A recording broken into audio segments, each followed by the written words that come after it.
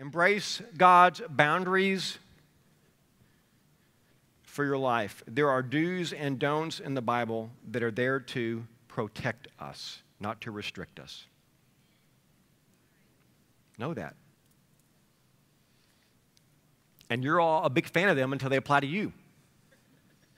I'm all about rules until they apply to me. But God, no.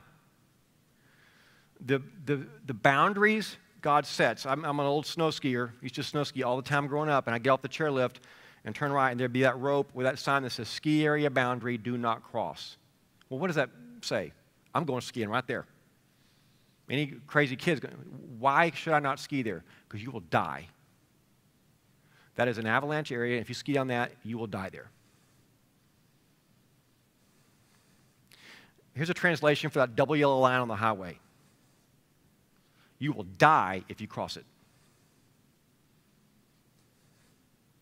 You'll die if you cross it.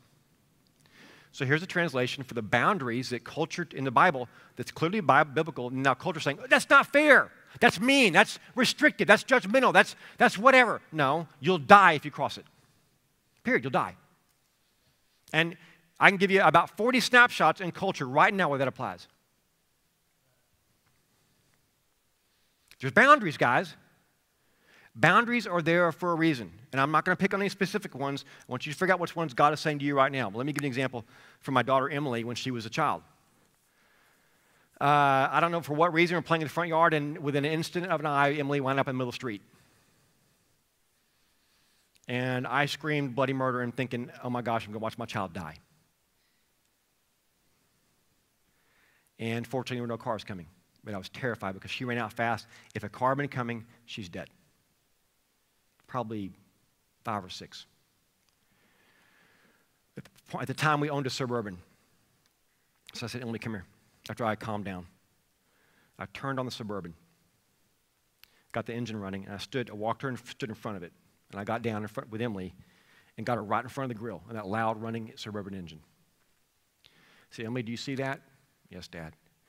That's going to hit you if you ever go on the street again.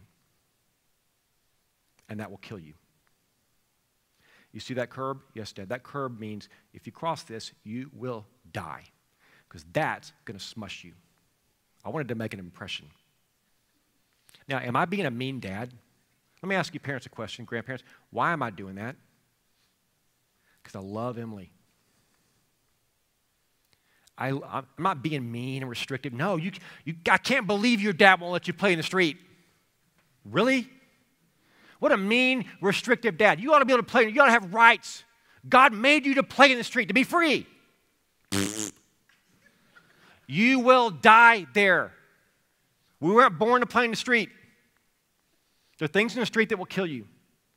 Why did God give us boundaries? He loves us.